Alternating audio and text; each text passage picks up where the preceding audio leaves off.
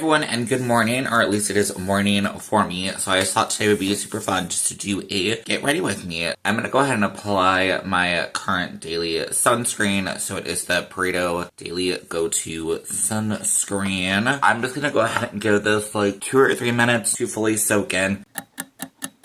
Now that has had a couple of seconds to kind of set down a little bit, you can see it is still super glowy. Definitely with this sunscreen, it will remain glowy. It takes about an hour, I would say, to fully absorb in, or at least of what I've noticed, to not have the glowiness. Currently, I'm not really having an issue with it. Maybe one day, like during the summertime, it might be more of an issue, but for right now, I am liking kind of the added layer of hydration. I'm gonna go ahead and start off with foundation. So I'm just using the Fit Me Matte and Poreless. I'm just gonna go in with this like flat buffer brush from Glamlight. I really been liking it. I've recently switched away from sponges, and then I only usually do the forehead just because it's just how I do my makeup, how I've done my makeup for a very long time, basically having some sort of a base for me to draw my brows on, and then I will eyeshadow and then the rest of the face. Totally random. Sorry if you can hear the noises outside. We are having a storm this morning, it sounds like, which lovely. I love me some storms, but yeah, that is what that noise is if you can hear it. I'm just taking any random angled brush. This is from Scooby-Doo Glamlight. And the main focus of our video today is going to be the Elements of Evil palette from Sugar Drizzle Cosmetics. If you don't know, I have absolutely been falling in love with this palette. Last time I checked, it's sadly not available on their website, but I do honestly hope that they do restock it, because it's actually really good, and I really do want to try more from the brand in the future. Real quick, before I speed through this, one thing I've been trying to do is, as you notice, I do have some brow hairs. I've been really working on shaping them, and it's been difficult because my normal brow shape grows a lot lower, but it's not something that I prefer. It's not a shape that I like. So most of the time I have to trim off most of my brow hairs. To the point of this, I've been really trying to make my line starting with the brow hairs versus before I would normally draw like a line underneath. And I feel like it's just going to help it to look a little bit more natural.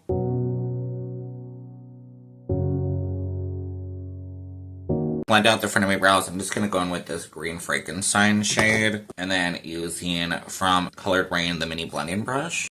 I hope I don't make my brows too large. I guess we'll see. Time to do some shaping. So I am currently just using up the Vision Cream cover from Danessa Myricks. Just using a concealer brush. This is It Rub Off. Oh, apparently I've used it so much it's rubbed off. This is from Morphe.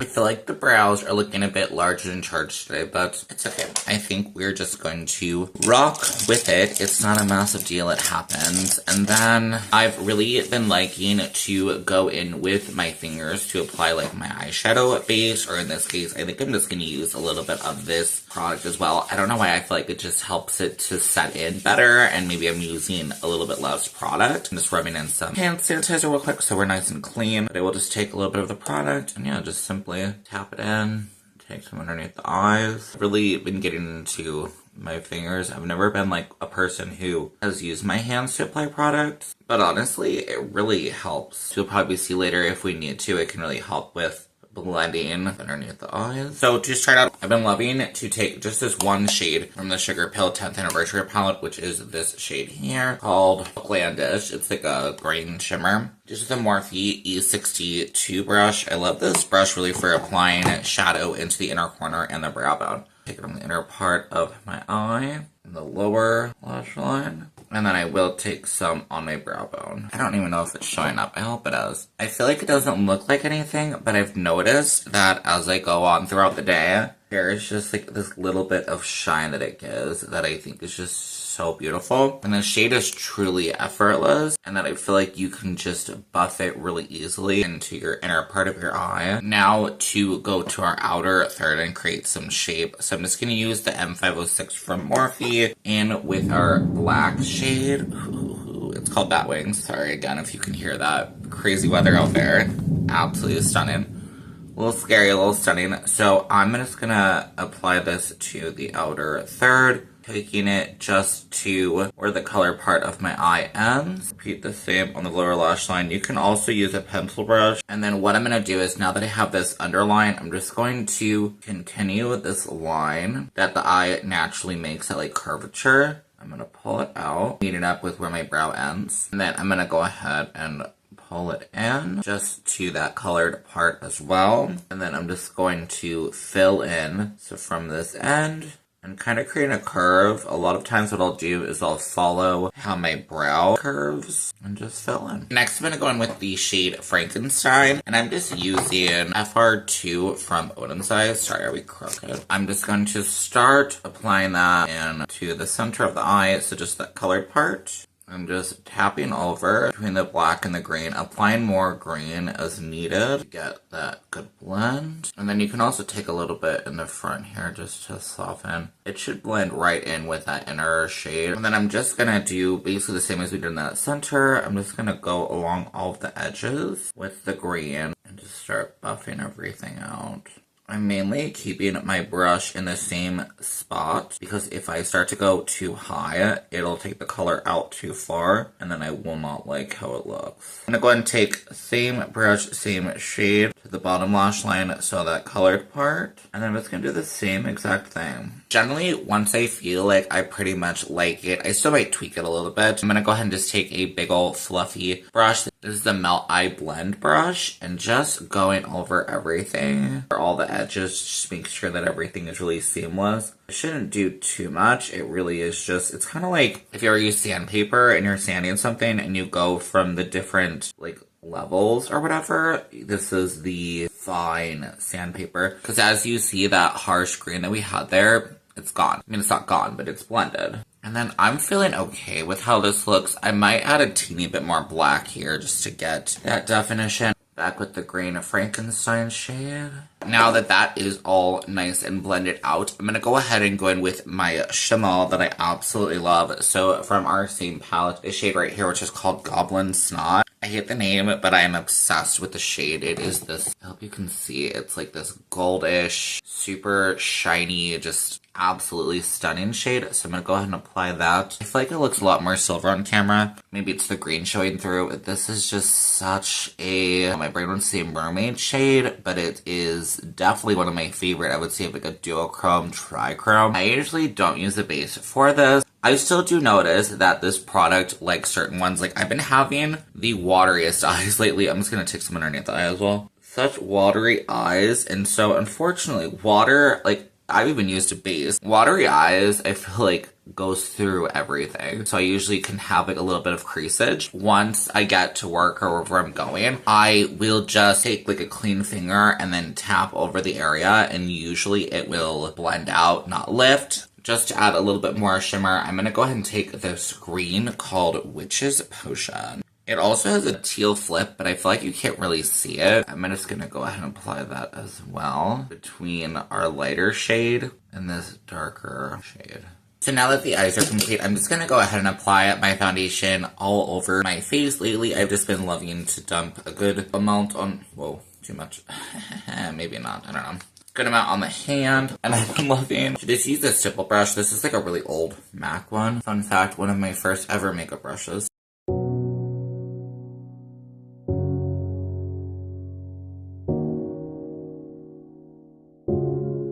I don't know if you can see it, but there is just a little bit of like a harsh line here. So if you remember earlier where I was saying just taking my finger, you can always use a brush for this as well. But honestly, a lot of times I've noticed that the foundation or whatever will just buff over the eyeshadow and kind of mess it up. So I've really just been liking to use my finger just to tap it on, and it just seems to make it look really seamless. You could already see too probably here where it has creased a little bit the shimmer, and so again, like I had said earlier, using my finger, tap over it. You can see it pretty much does work. It re-smooths it out, makes it look nice and beautiful again. Let's go ahead and work on some contour. So I'm just using my e.l.f. Halo Glow Wand. I was watching, I don't remember who, so I do apologize, but I was watching somebody on, I think either TikTok, YouTube, whatever, and they talked about using, like, they had like a cream product and they were like brushing it from here, so I've started to maybe try that a little bit as well. So I'm just going to squeeze a little bit of this product out, mainly one thing they said is that it can really give it a softer look. And sometimes I think that's what we want. So I'm just going to go ahead, take some along my jaw.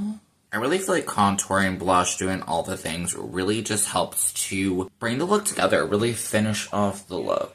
And I think, unfortunately, I do wish that I had better tips for contouring than I do. I mean, I still do have my little bit of tips and tricks. Like, lately I've been bringing my contour a little bit lower than I normally used to. Like, right under the jawbone. And I feel like it's just been looking a bit nicer.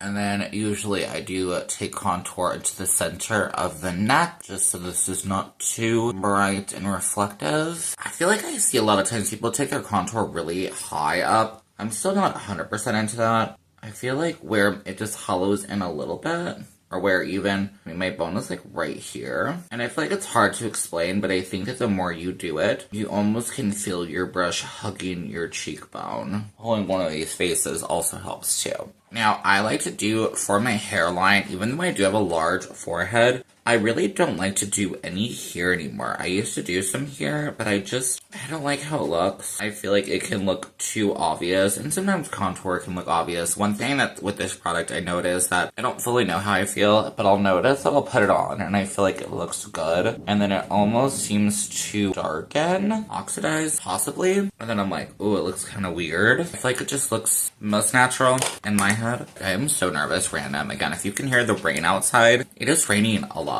I really hope that I don't get all drenched when I go outside. I might have to bust out my umbrella or something to not get all drenched. Blush time. So I actually played with this one the other day, and this is the Vanessa Bellini blush. And I feel like this almost looks kind of orange, and I was a little intimidated by it. It's like a peachy orange shade, which I love my peach, but I was intimidated. But I just put a couple of dabs. This brush here from Glamlight, just buffed it in. And this is the one from Vanessa that has that upsolate technology that I think is just supposed to help it blend in better. I don't fully know, but I really don't hate how it looks. I still feel like I'm a little insecure, honestly, about my blush placement, so I usually will take over my foundation brush just around the edges, because I feel like it can get so easy to have your blush too far into your face, and I just don't want it to look weird. So I usually just go around the edges with this brush.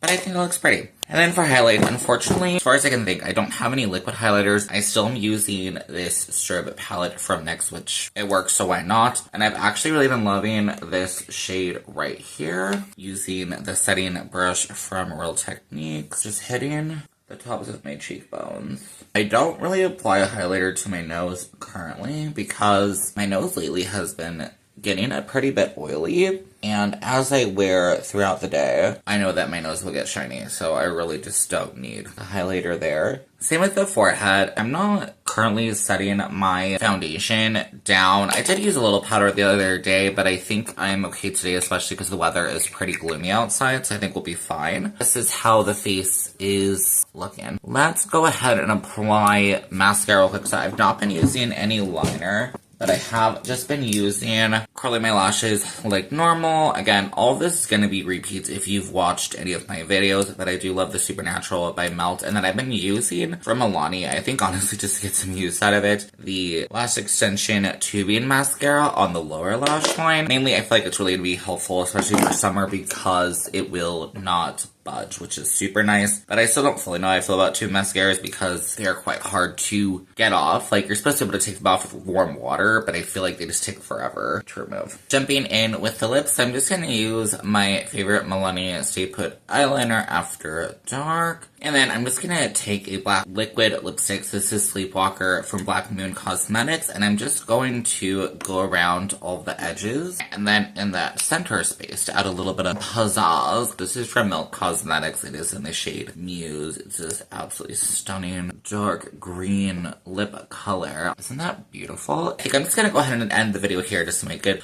a little bit more simple for myself. But thank you all for being here for this Get Ready With Me. I do hope that it was interesting and fun. This is literally just one of my everyday looks that makes me feel honestly the most glamorous, most just, I don't know, awesome or whatever. And I can definitely do it with other colors and stuff in the future. If you would like to see that, definitely let me know down below in the comments. I hope that you all have a wonderful rest of your day, and I will see you on my next video. Okay, bye!